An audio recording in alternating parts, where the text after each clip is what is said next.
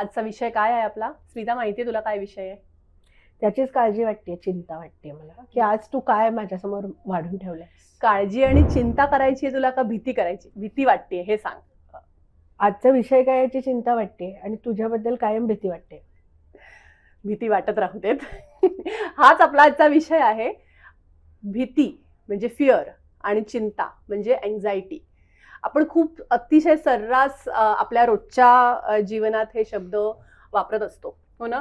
Anxiety हा शब्द तर आपल्याला हल्ली आपण एकदम चिवडा लाडू सारखा आपल्या आयुष्यात हल्ली असतो, बोलण्यामध्ये असतो की मला ह्याची अँझायटी आली, त्याची अँझायटी आली.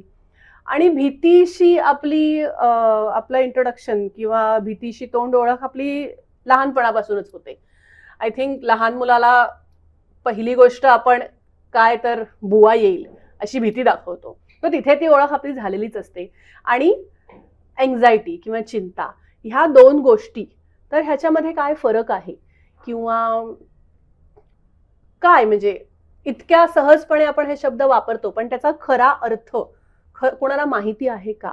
तर त्याचा खरा अर्थ तू मला सांगशील का? मी मध्ये खूप छान वाक्य वाचलं होतं, जे घडून गेलं त्याची वाटते ती भीती, आता जे घडतंय त्याचा वाटतो तो स्ट्रेस, आणि उद्या काहीतरी घडेल ह्याची जी वाटते ती चिंता म्हणजे अँझायटी. म्हणजे भूत, anxiety. भविष्य, वर्तमान. भूत, वर्तमान, भविष्य या तिन्ही मध्ये आपण सतत कुठल्या तरी अनसर्टनिटीशी झगडत असतो. तर जे घडून गेलेलं आहे, जो आपला अनुभव आहे, त्या अनुभवावरती बेस्ड आपल्याला जी वाटते ती भीती आहे. की मी जंगलात हरवले होते आणि समोरून वाघ आला आणि त्यांनी माझ्यावरती झेप घेतली आणि ऑलमोस्ट माझा गळा पकडला, सुदैवाने मी वाचले, तर मला वाघाची भीती वाटते.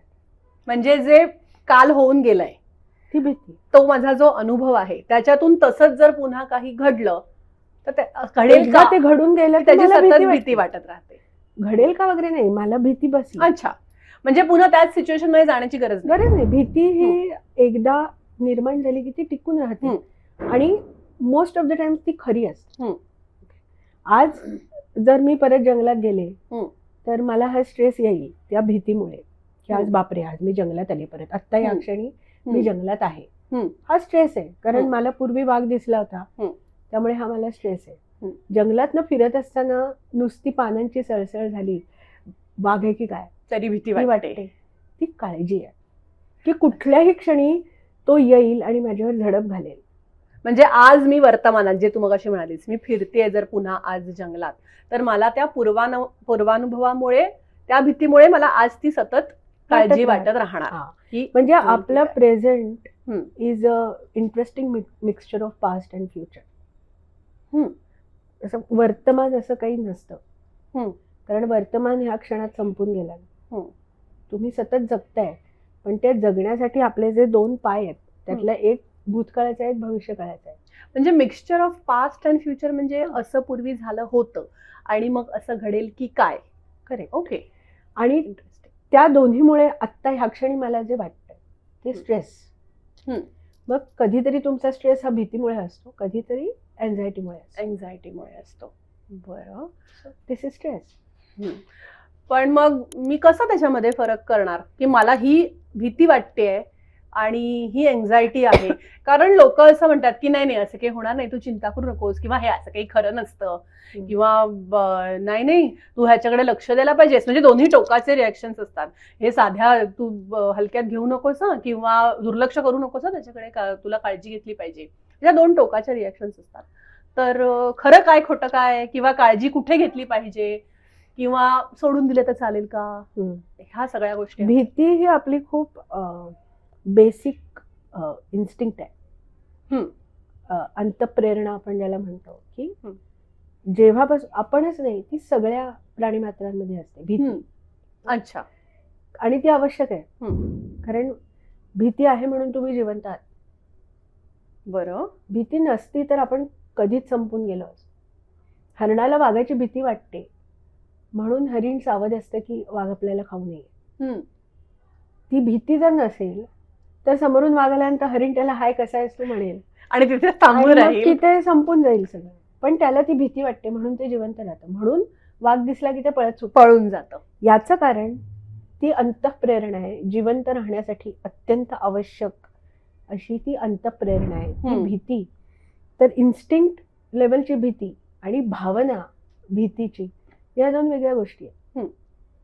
प्रत्येक वेळी आपली भीती आपल्याला जगण्यासाठी आवश्यक असते असं नाही.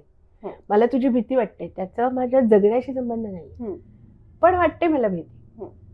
आपण ही जी वर्षानुवर्ष, जसं लहान मूल फटाका वाजला की दचकतं, बरोबर.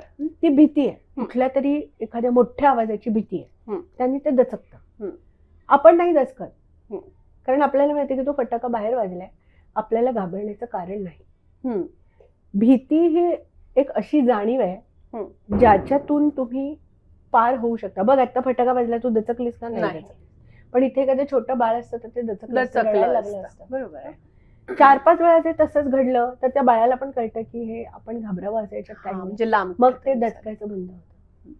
पण मग हे आपण कसं आणि कधी कळतं? आता फटाका वाजणं हा अतिशय आपला हे तू साधं उदाहरण दिलंस, पण कारण ती भीती मला माहिती आहे, जाणवते, मला दिसते किंवा मला ऐकू येते. पण अशा एखाद्या गोष्टीची भीती वाटते जी गोष्ट माझ्या समोर नाहीये, जी मी कंट्रोल करू शकत नाहीये, जी मी कदाचित अवॉइड करू शकत नाहीये. मग असं कसं ठरवायचं की मला ह्या गोष्टीला घाबरण्याची गरज नाहीये, किंवा कसं आपण त्या स्टेजला स्वतःला कसं आणायचं? इथे तेवढ्या वेळा अनुभव येईलच असं नाही ना, की 4 वेळा फटाका वाजल्यावर मला 5व्यांदा कळतंय की मला आता इथे घाबरायची गरज नाहीये. पण एखादी गोष्ट अशी 4 वेळा किंवा 5 वेळा घडेलच असं नाही. मग मी कसं ठरवायचं की मी घाबरायचं किंवा नाही, ही भीती खरी आहे का खोटी आहे, हे कसं ठरवायचं? माणूस आणि इतर प्राणी यांच्यामध्ये एक महत्वाचा फरक आहे, तो म्हणजे माणसाचा मेंदू. बरोबर? की इतर जे प्राणी आहेत त्यांना प्रत्येक वेळी वाघ दिसला की भीती वाटते. तुला ती बिरबलाची गोष्ट आठवते? अकबराने बिरबलाला सांगितलं की ही शेळी आहे, हिला तू रोज भरपूर खायला घालायचं, पण तिचं वजन अजिबात नाही वाढलं पाहिजे. तर बिरबलाने सांगितलं ठीक आहे, आणि 10 दिवसांनी तिचं वजन केलं तर ते एक्झॅक्ट तेवढंच राहिलं होतं, पण तो तिला खायला तर घालत होता. तर अकबराने त्याला विचारलं तू हे कसं साधलंस? तर तो म्हणाला मी तिला खायला घातलं, पण समोरच्या पिंजऱ्यात वाघायला ठेवलं होतं. त्यामुळे जे खाल्लं ते तिच्या अंगाला लागलंच नाही, कारण ती घाबरली. त्या शेळीला हे कळलं नाही की तो वाघ पिंजऱ्यात आहे आणि आपण त्याला घाबरायची गरज नाही. करेक्ट. पण इथे जर एखादा माणूस असता तर तो नसता घाबरला त्या वाघाला. आपण नाही राणीच्या बागेत वाघावर दगड वगैरे मारतो, कारण आपल्याला माहिती की तो पिंजऱ्यात आहे. बरोबर. तो वाघ म्हणतो की फक्त तू दार उघड रे, मग तू आहेस आणि मी आहे. रादर मग तू नाही आहेस, मग फक्त मीच आहे. पण हे विचार करण्याची क्षमता माणसामध्ये आहे, आणि म्हणूनच माणसाची जी भीती असते त्याला वेगळे वेगळे लेयर्स असतात. आपली भीती ही फक्त सर्व्हायव्हल पुरती मर्यादित नाही. तू असं म्हणालीस की आपल्याला कसं कळतं की ह्या गोष्टीला घाबरलं पाहिजे किंवा नाही? तर माणूस विचार करू शकतो. भीती सेरिब्रल लेवलवरती सुद्धा घडते. म्हणजे काय, सुनामी आली तर मोठी लाट येते आणि समोर जे दिसतं ते सगळं तिच्यातून वाहून जातं. बरोबर. हे माझ्या बाबतीत घडावं याची मला गरज नाही वाटत. ते टीव्हीवर बघून आपण भीती शिकू शकतो. या अशा घटना आहेत की ज्या रोज घडत नाहीत, नेहमी घडत नाहीत, कधी घडलेल्या नाहीत. आता अमेरिकेने जपानवरती अणुबॉम्ब टाकला एकदाच, पण न्यूक्लिअर वेपन्सची भीती माणसाला कळली, जगात कायम आहे. आणि ती आता भारतावरती अजून तरी न्यूक्लिअर बॉम्ब कोणी टाकलेला नाही, पण आपल्याला त्याची भीती आहे. याचाच अर्थ की भीती ही दुसऱ्याचे बघून पण तुम्ही शिकता. आपल्याकडे जे मिरर न्यूरॉन्स आहेत ते आपल्याला इतर सगळ्या भावनांबरोबर भीती पण शिकवतात. But it is always real. मी जेव्हा असं म्हणते की मला भीती वाटते, तेव्हा ती भीती वाटण्यासाठी एक काहीतरी स्टिम्युलस हा असतो आणि तो खरा असतो. म्हणजे मी जेव्हा म्हटलं की मला वाघाची भीती वाटते, तर वाघ खरा आहे. वाघाला ते तेवढे सगळे नख आणि दात आणि सगळं आहे की ज्यांनी तो मला फाडून खाऊ शकतो. So to be scared of a tiger is very logical and sensible thing.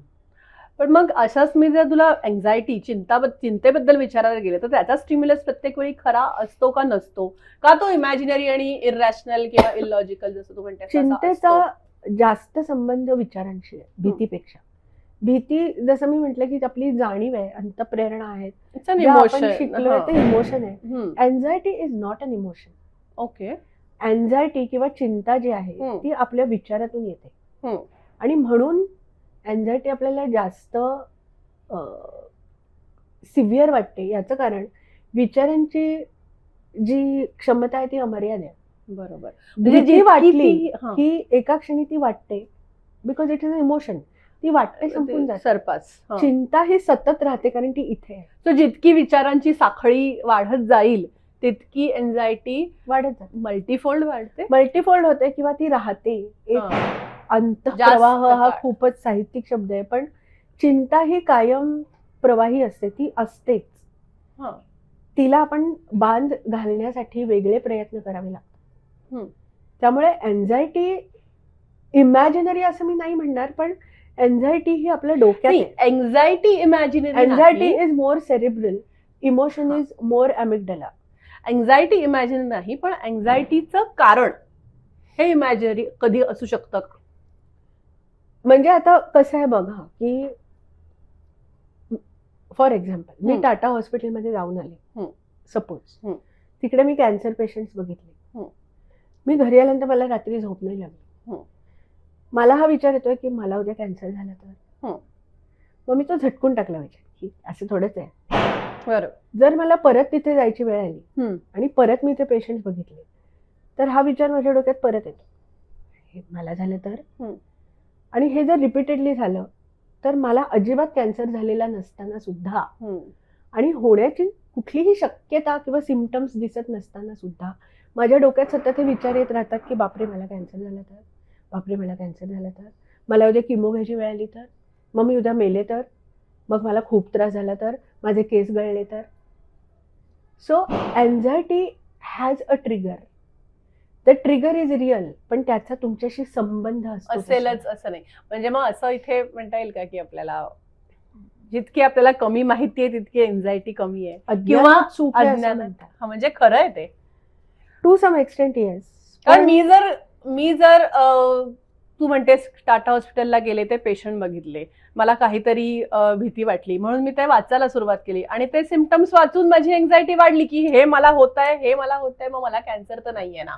So माहिती जितकी मी घेईन तितकी माझी एन्झायटी वाढत जाईल किंवा कमी होईल. अगेन ते जसं मी माणसावर. तुला सांगितलं की एन्झायटी इज एक्स्ट्रीमली सेरिब्रल. हं. त्यामुळे तुमच्या मेंदूचे जे विचार आहेत ते ज्या दिशेने जातात त्याप्रमाणे तुमची एन्झायटी वाढते किंवा कमी होते. हं. म्हणजे डॉक्टर्स कधीही एखादी वाईट आजाराची बातमी जेव्हा सांगतात ती डिस्क्लोज करण्यापूर्वी डॉक्टरांना हा अंदाज घ्यावा लागतो की हा जो समोरचा पेशंट आहे तो ते घेऊ शकेल का नाही, कितपत सहन करू कितपत घेऊ शकेल, शकेल का म्हणजे नाही. प्रोसेस. हा, तर काही काही माणसं अशी असतात की ती एक्सेप्ट करू शकतात. मला कॅन्सर झालाय हं. ही फॅक्ट आहे, त्याची भीती वाटते, हं. पण मला कॅन्सर झाल्यानंतर आता काय काय होईल ही एन्झायटी. हा.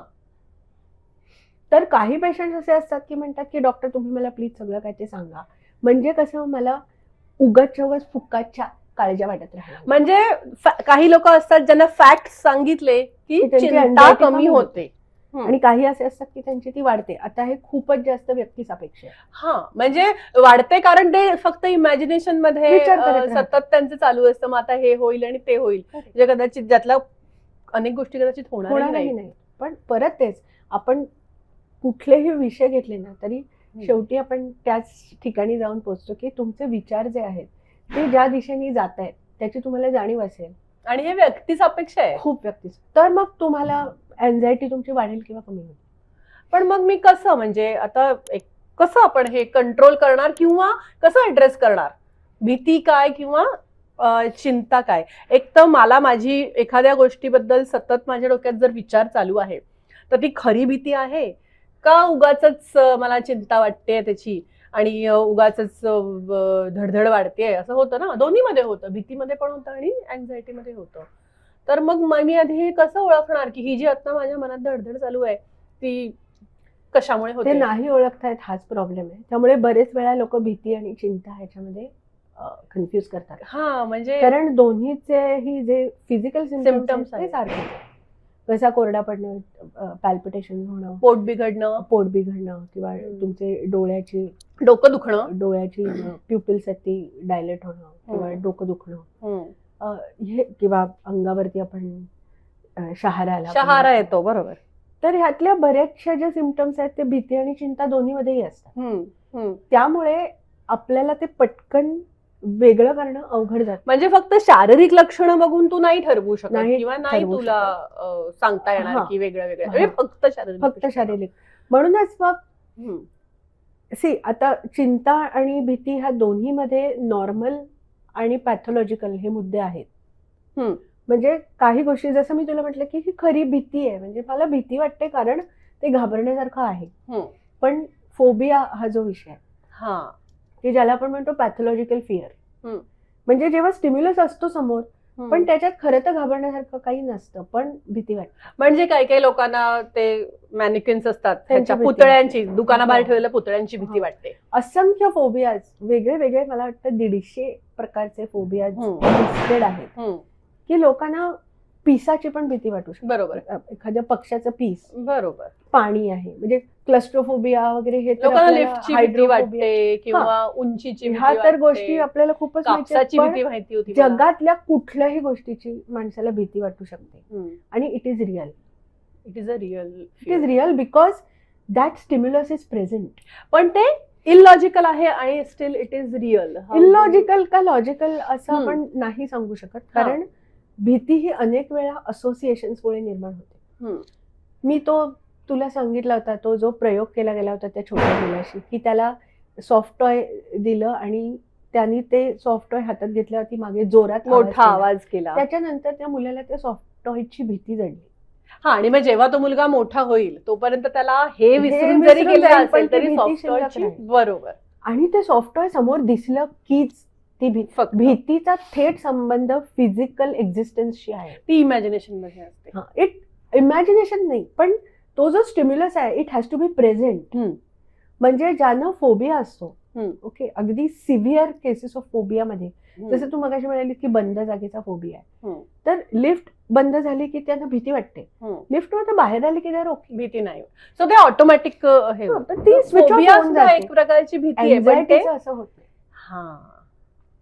Anxiety is not specific to physical reality because it is all here.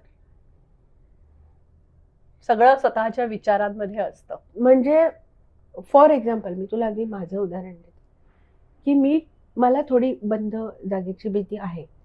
तर टीव्ही वरती जर एखादं असं दृश्य असेल ज्याच्यामध्ये एखाद्या माणसाला एखाद्या खोक्यात बंद करून ठेवत असतील तर मी ते बघू नाही शकत. म्हणजे ते माझ्याबरोबर घडत नाही पण मी ते बघू नाही शकत. किंवा असं काही होतंय की काय असं वाटलं तरी मी पटकन बंद करून टाकते TV, because I can imagine की बापरे हे असं झालं की तो घुसमटेल, मग सफोकेट होईल, तो मरून जाईल. आता ह्याच्यावर none of this is real, right? बरोबर. ही चिंता आहे. तर ह्याच्यावर मला प्रश्न आहे की तू तो रादर हा फोबिया आहे. म्हणजे भीतीचा प्रकार आहे. ते बघूनच तुला आपण स्वतःला तू त्या ठिकाणी इमॅजिन करतेस आणि ती भीती वाटते. पण ते संपून गेलं आणि रात्री मी झोपल्यानंतर मी हा विचार केला की बापरे उद्या कधीतरी माझ्यावर अशी वेळ आली तर, मला कोणीतरी खोक्यात बंद केलं तर मग माझं काय होईल, मग मी कशी जिवंत राहील, असं वाटून माझा श्वास घुसमटला. ऍक्च्युली तो खरं तर तसं होण्याची काही गरज नाही. दिस इज एन्झायटी आहे, कारण तू त्याचा विचार करतेस, ते विचार तुझ्या डोक्यात स्टिम्युलस इज नॉट प्रेझेंट. पण तरीही मला ही भीती वाटते. म्हणजे मी तुला आता हेच विचारणार होते की तू ते बघताना तुला हे कळलं की तुला भीती वाटते आणि मग त्या भीतीपासून स्वतःला वाचवण्यासाठी तू तो टीव्ही बंद केलास, तुझी भीती संपली. आणि अशाच प्रकारे एन्झायटी वाटते मला, तर ती मी एन्झायटी स्विच ऑफ कशी करू? सो काय माहितीये का, लोकांना स्वतः नाही बरेचदा कळत की मला हे आता जी भीती किंवा एन्झायटी, जे मी तुला मगाशी म्हटलं की फिजिकल सिम्पटम्स जे दिसतात ते एक्झॅक्टली कसले आहेत हे मी कसे आयडेंटिफाय करू? बरं, मी नाही समजा आयडेंटिफाय केले तरीही मी हे कसं थांबवू स्वतःला, या सगळ्यातनं बाहेर कसं काढू? पहिली गोष्ट म्हणजे जसं मी तुला म्हटलं साधा सिंपल फरक असा आहे की भीतीमध्ये there is a physical stimulus present. तो भीतीदायक आहे का नाही हा पुढचा भाग आहे. तो पण काहीतरी आहे ऍक्च्युअल खरं ज्याच्यामुळे माझे हे सगळे symptoms. So if I eliminate it's gone. It's gone. Anxiety मध्ये काहीच नाहीये. पण मला असं खूप वेळा होतं की लोक सांगतात की काय घाबरतोस, नाही बघ आता तू तो टीव्ही बघच, मग तुझी भीती जाईल, असं होतं का? होऊ शकतं. अगेन हे म्हणजे परत प्रयोग करायचा नाही, हे बघ, थेरपी वेगळ्या वेगळ्या प्रकारची असते, फोबियाला दिली जाणारी. तर काही काही लोक फोबिया नाही, मी भीतीबद्दल भीती, हे बघ, आपल्या सगळ्यांना भीती वाटते, असं आपण नाहीच म्हणू शकत की मला कसलीच भीती नाही वाटत. We are scared of real things, many things. Okay, आणि ती खरी आहे. म्हणजे आत्ता आपण इथे बसलोय आणि जर बाहेर काहीतरी धडामकन आवाज आला आणि जर आता दिवाळी नसेल तर आपण डचतो, तर आपल्याला असं वाटेल की बापरे काय झालं. पण मग 5 मिनिटांनी आपल्याला कळेल की ठीक आहे, काहीतरी फटाका वाजला, nothing to be scared of. Okay, त्यामुळे भीती वाटणं ही एक सहज प्रक्रिया आहे, त्याच्यामध्ये काहीच कशी काय मला भीती वाटते म्हणण्यासारखं काही नाही. कारण आपल्याकडे ते खूप खाली पण दाखवलं जातं की भित्रेपण ही वेगळी गोष्ट आहे. अगेन, भित्रेपण हा स्वभावाचा भाग आहे आणि तो बरेचदा अँझायटीशी रिलेटेड असतो. आपण ज्याला भित्रा म्हणतो, की ती सशाची गोष्ट सांगतात ना, की ते पाठीवर पान पडलं आणि तरी आभाळ फाटलं घाबरला. म्हणून तो धाव. तर भित्रेपण हा तुमचा स्थायी भाव असू शकतो की ही घाबरट आहे, ती कशालाही घाबरते. तर त्याचा बरेचदा संबंध अँझायटीशी असतो, because there is no real thing happening, you are playing it on your mind all the time. आणि जेव्हा तुम्हाला अँझायटी असते तेव्हा तुम्ही ते सतत तुमच्या डोक्यामध्ये एखादी रेकॉर्ड वाजावी तसं वाजवत राहता. So tell me, how do I address it? भीती वाटते, अँझायटी वाटते, ओके, तू मला म्हणालीस की फिजिकल सिम्पटम वरनं आयडेंटिफाय नाही करू शकत किंवा डिफरन्शिएट, मी ते वेगळं नाही सांगू शकत की काय होतंय. मी ती गोष्ट एलिमिनेट जरी केली फिजिकल, तरीही ते जाईलच माझ्या डोक्यातनं, असं काही नाहीये. मी ते सामोरे गेले त्याला, मी ते एक्सपिरियन्स केल्यानंतर सुद्धा आय एम नॉट शुअर की ते कमी होईल का वाढेल. तर ह्याच्यावर काय, म्हणजे एखाद्या व्यक्तीला जर असं वाटतंय की मी माझी एन्झायटी मला त्या क्षणी, म्हणजे इतर कुठलीही मदत मागण्यापूर्वी त्या क्षणी मला ती ऍड्रेस करायची, तर मग काय करायचं? परत मी तुला तेच सांगते की ऍज लॉंग ऍज तुमची भीती काय किंवा चिंता काय, हे दोन्हीही बेसिक लेवलवरती असतात, ज्याचा तुमच्या रोजच्या आयुष्यावर परिणाम होत नाही, तोपर्यंत ती राहू दे. You don't have to address every fear and every anxiety. Okay, तुम्हाला ती तेव्हाच अड्रेस करण्याची वेळ येते जेव्हा ती तुमच्या नॉर्मल दैनंदिन आयुष्यावरती परिणाम करते. कोविडचा विषय घेतो, जेव्हा कोविड आला तेव्हा सगळेच घाबरले होते ना. बरोबर. पण काही काही लोक असे होते की जे न्यूजपेपर सुद्धा सॅनिटाईज करून घ्यायचे. बरोबर. दिस वॉज किंवा दरवाजा उघडायला सुद्धा घाबरायचे की बाहेरून व्हायरस घरात येईल. तुला आठवत आहे ती एक आपल्याकडे पेशंट आली होती थेरपीसाठी, ती कायम मेजरिंग टेप घेऊन फिरायची. बरोबर, 6 फुटाचं अंतर. की मग ती ते असं दाखवायची, मग तू तिथे लांब राहा. किंवा ती घरातलं फर्निचर सतत नीट करत राहायची की 2 खुर्च्यांमध्ये एवढं अंतर असलं पाहिजे, नाहीतर मला कोविड होईल. किंवा गर्दीची तेव्हा जी भीती बसली आहे त्याची कधी कधी अजूनही लोकांना ही तरी ही भीती आहे नाही. पण इफ यू रिमेंबर की तेव्हा ते गोल केले जायचे, ना, उभं राहण्यासाठी, रांगेत उभं राहण्यासाठी. कोविड गेला त्याच्यानंतर सुद्धा जेव्हा ते गोल बघून तुमच्या छातीत धडधडतं, ती भीती नाही, कारण आता कोविड गेला, पण ती काळजी मनात आहे अजून. This is a disorder, anxiety. This is a anxiety disorder. तेव्हा आपण असं म्हणतो की ती पॅथॉलॉजिकल झाली. Phobia is pathological. याचं कारण ज्या गोष्टीची भीती वाटते ती गोष्ट भीती वाटण्यासारखी नसते, जनरली स्पीकिंग. म्हणजे मोराच्या पिसाची भीती वाटण्याची गरज नाही. आपण सगळे मोराचं पीस हातात घेऊ शकतो सहज, त्याच्यामध्ये आपल्या जीवाला धोका नाही, त्यांनी आपल्याला काहीही हानी होत नाही. पण जेव्हा मोराच्या पिसाची भीती वाटते तेव्हा ती चिंता नाही, ती भीती आहे, कारण मोराचा पीस प्रेझेंट आहे आणि my fear is associated with that particular more piece. बरोबर. पण it is not a realistic fear, it is pathological. आता त्यासाठी तुम्हाला औषध घ्यावं लागतं, थेरपी घ्यावी लागते. ओके. तसंच चिंता जी आहे की मला कोविड होईल की काय, ही चिंता फेअर आहे, ती तेव्हा असणं स्वाभाविक होतं. कोविड सगळं निघून गेल्यानंतर सुद्धा जेव्हा मी घरातनं बाहेर पडायला घाबरते तेव्हा ती अँझायटी आहे, विच इज अ डिसऑर्डर. म्हणजे आता तुझे उदाहरण दिलंस की ते रांगेसाठी गोल बनवलेले असायचे आणि ती बघून लोकांना भीती वाटायची. सो म्हणजे बघा, मी ते सर्कल्स, ते गोल बघून मी त्या दुकानाशी जाणंच टाळते, जेव्हा कितीही गरज असली तरी, तेव्हा हे we need to address it, right? तुझं गोंधळात बघ. हा. आपण आधी भीतीबद्दलच बोलूया. बरं. Fear is about a real object. बरोबर. ते जे ऑब्जेक्ट आहे त्याची लोकांना भीती वाटत असेल किंवा नसेल, त्या एका पर्टिक्युलर व्यक्तीला त्या गोष्टीची भीती वाटते. बरोबर. ओके. जेव्हा जगातल्या बहुसंख्य लोकांना त्या गोष्टीची भीती वाटत नाही, पण त्या व्यक्तीला वाटते. बरोबर. आणि ती इतकी जास्त वाटते की तुम्हाला फिजिकल आणि मेंटल सिम्पटम्स येतात, त्याला फोबिया म्हणतात. You remove that particular object, that person is absolutely fine. So it is directly associated with that object. तो अस्तित्वात असला पाहिजे. बरोबर आहे. तो नसताना जे तुमच्या डोक्यात चालतं ती चिंता आहे.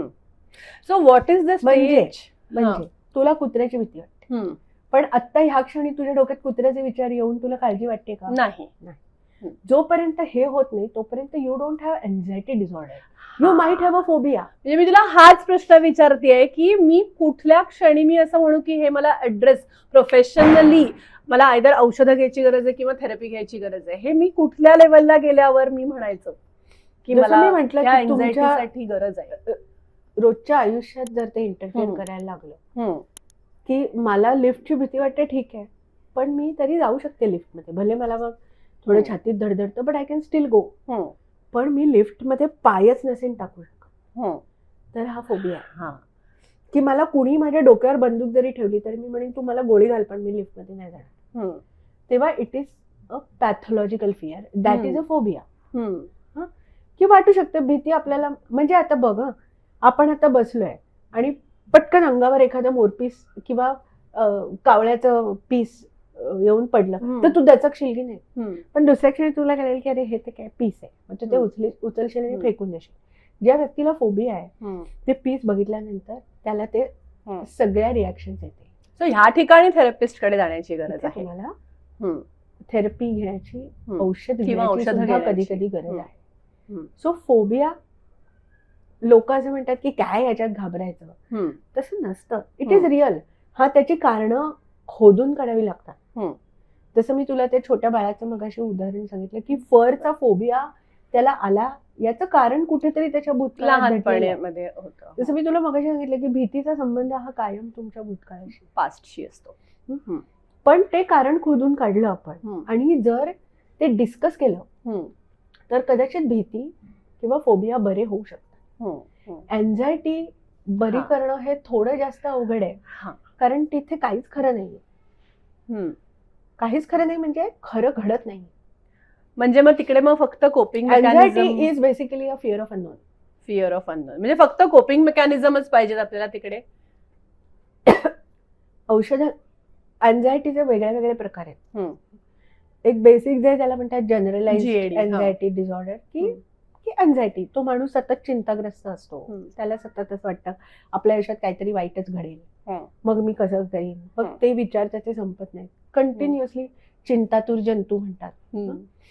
तर ती एक प्रकारची एन्झायटी आहे. दुसरी PTSD, की कुठला तरी एक ट्रॉमा घडून गेला, त्याच्यामुळे मला तो पुढे परत होईल की काय असं वाटणं. बरोबर. ह्याला पोस्ट ट्रॉमॅटिक स्ट्रेस डिसऑर्डर म्हणतात. जी ही टर्म आली, जे असं म्हणतात की अमेरिकन जे वेटरन्स होते युद्धाच्या नंतर, वॉर वेटरन्स, त्यांच्यानंतर हे झालं. सुनामी येऊन गेली, भूकंप येऊन गेला, किंवा खूप मोठ्या ऍक्सिडेंट, म्हणजे अशी खूप मोठी लाईफ चेंजिंग जेव्हा वाईट घटना घडते त्याच्यानंतर PTSD घडून जरी गेली आणि आता त्यातलं काहीही शिल्लक नसेल तरी पण तुम्हाला सतत अशी काळजी वाटत राहते की हे होईल की काय, होईल. आणि यू गेट ट्रिगर्ड. ट्रिगर हा खूप महत्वाचा आहे. म्हणजे भीतीमध्ये there is an external trigger, एन्झायटीमध्ये there is an internal trigger. आणि मग तुम्ही ट्रिगर होता आणि मग त्या सगळ्या ज्या फ्लाईट अँड फाईट रिस्पॉन्सेस असतात ज्याची गरज नसताना ते निर्माण होतात, आणि त्यापायी तुम्ही असं काहीतरी वागून जाता जे खरं तर वागलं नाही पाहिजे. बरोबर. That is the PTSD.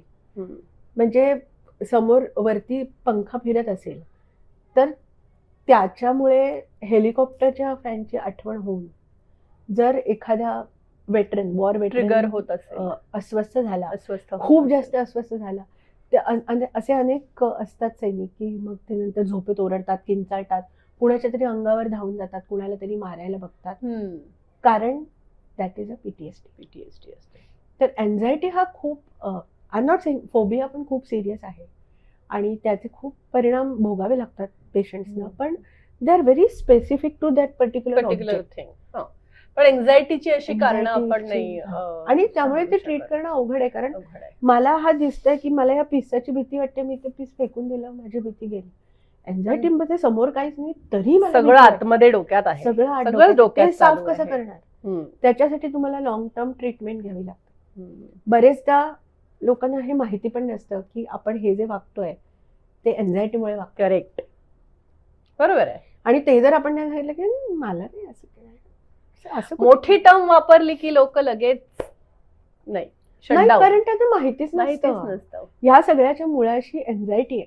OCD म्हणतात, ऑब्सेसिव्ह कंपल्सिव्ह डिसऑर्डर.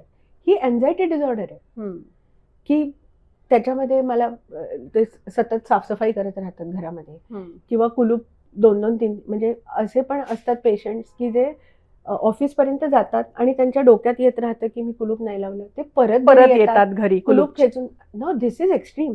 बरोबर. म्हणजे असा प्रश्न आपला मला तर खूप वेळा पडतो की बहुतेक मी कुलूप नाही लावलं की काय, पण मला हे माहितीये की माझे बरेचदा होतं, त्यात काही अर्थ नाही, मी तो विचार बाजूला सारू शकते.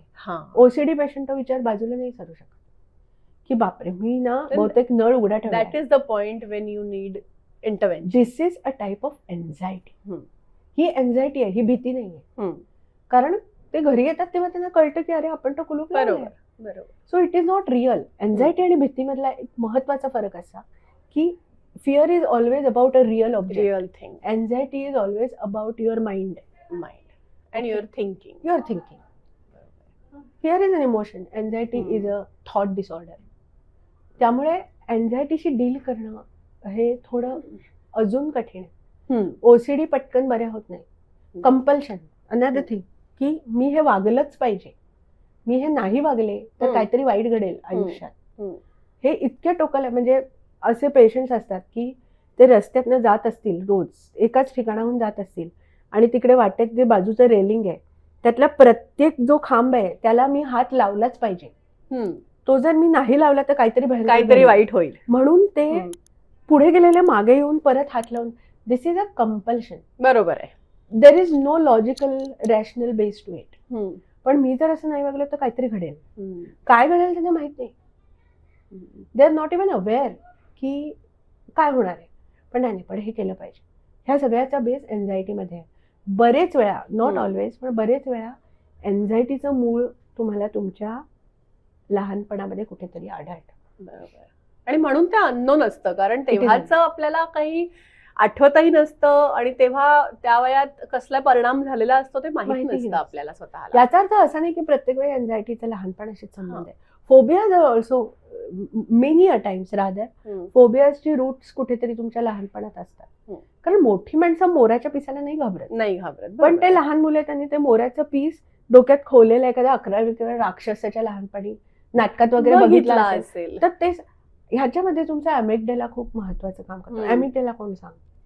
आपला इमोशन आजोबा.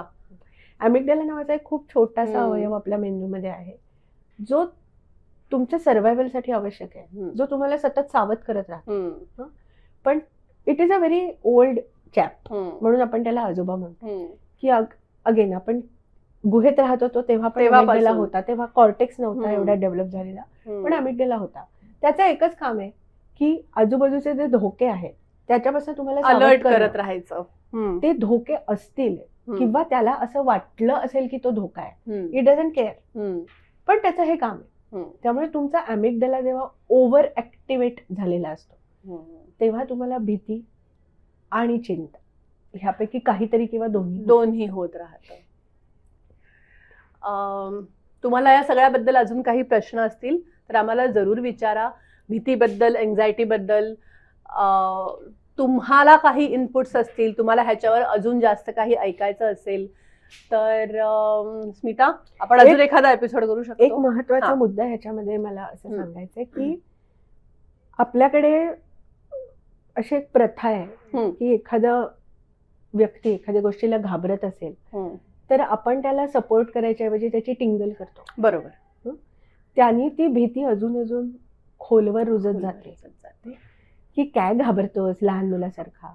त्यांनी ते माणूस मग व्यक्त व्हायचं थांबतं. मी तुला मगाशी असं म्हटलं की फोबियाज हे बरेचदा त्या विशिष्ट ऑब्जेक्टशी संबंधित असतात. त्यामुळे तो ऑब्जेक्ट समोर नसेल तर ते व्यवस्थित असतात. पण जर अशा एखाद्या माणसाची सतत टिंगल व्हायला लागली किंवा मुद्दाम मग ती तर- गोष्ट समोर आणत राहिला हा, माणूस, तर ते माणूस हळूहळू बंद होत जातं. याच्यातून दुसरे मानसिक आजार निर्माण जडण्याची होऊ शक्यता शकतात. असते. बरोबर. किंवा एन्झायटी जी आहे, काय फालतू सारखे चिंता करत बसतोस, कशात नाही काय अर्थ, सोडून दे हम्म. असं म्हटल्याने ते सोडून नाही दिलं नाही जात. देता येत. खरंय. ती अड्रेस केली गेली पाहिजे. जेव्हा ती खूप अकराळ विकराळ रूप धारण हम्म. करते हम्म. तेव्हा ती अड्रेस केली गेली पाहिजे. हम्म. मग तुम्ही कधीतरी हे बघ, प्रत्येक वेळी काय तुम्हाला थेरपिस्ट कडे जायची इमिजिएटली गरज पडेल असं नाही, पण तुम्हाला माणसं पण लागतात. कधी कधी नुसतं बोलून सुद्धा फरक पडतो. मैत्रिणीशी बोललं तरी बरं वाटतं हम्म. किंवा आई वडिलांशी बोललं बरं वाटतं. आजची जी पिढी आहे ना हम्म. ती सगळी एन्झायटी जनरेशन आहे. हम्म. त्यांना खूप सारे इन्फॉर्मेशन मिळत आहे, त्याचा स्वतःशी संबंध आहे का नाही याबद्दल त्यांना माहिती नाही. बरोबर. त्यामुळे ते डोक्यात खूप वेगळे वेगळे विचार सगळा करतात. ओव्हरलोड होत राहतो. की बापरे, हेही माझ्या बाबतीत घडू शकतं, तेही घडू शकतं, मग हे झालं तर मी काय करणार, ते झालं तर मी काय करणार. किंवा हे असं माझ्याकडे पण होतं, असंही कनेक्शन लागतात हा. सतत. मग दे आर ऑलवेज अँशियस. हम्म. आणि ती एन्झायटी त्यांच्या वागण्यातून सतत दिसते. हम्म. एन्झायटी दूर करण्याचा सगळ्यात सोपा उपाय आहे संवाद हम्म. आणि विचार. आणि विचार. सो एन्झायटी खूप भयंकर आजार आहे, एन्झायटी डिसऑर्डर. हम्म. आणि त्याच्याकडे प्लीज दुर्लक्ष करू नका, कारण त्याचा अतिरेक झाला तर माणसं पूर्णपणे मिटून जातात आणि समोरच्या माणसांना कळतही नाही की हे माणूस असं का वागतं, इतक्या फालतू गोष्टीचा एवढा विचार कशाला करतो. बरोबर. मला असं वाटतं की ओव्हरऑल ते कधी कधी त्या माणसाच्या हातात नसतं. ना या सगळ्या आजारांबद्दलची समाजाची सेन्सिटिव्हिटी, संवेदना क्षमता वाढण्याची खूप गरज आहे. मला असं वाटतं की आपण ही जी सरसलामत तो जे पॉडकास्ट करतोय ना, त्याचा सगळ्यात महत्त्वाचा जो मुद्दा आहे तो हा आहे की माणसं जे काही वागतात, ज्या प्रकारे वागतात, जेव्हा केव्हा वागतात, जे विचार करतात, ज्या प्रकारे करतात, त्या सगळ्याच्या मागे काहीतरी आहे. कुठलाच माणूस उगाचच्या उगाच कुठल्याच प्रकारे वागत नाही. बरोबर. तर ते जे मागचं आहे ना, ते जेवढं आपल्याला सापडेल तिथे लक्ष द्यायला हवंय, तेवढी माणसाचं आयुष्य कमी कॉम्प्लिकेटेड होत जाईल. त्या दृष्टीने प्रयत्न करायला हवेत आणि ते लोकांनी करावेत असं सांगूया आपण. तुम्हाला आजचा एपिसोड आवडला असेल तर नक्की लाईक करा, तुमच्या मित्रमंडळींबरोबर शेअर करा, तुमचे काही विचार असतील तर कमेंट करा, सबस्क्राईब नक्की करा. थँक्यू.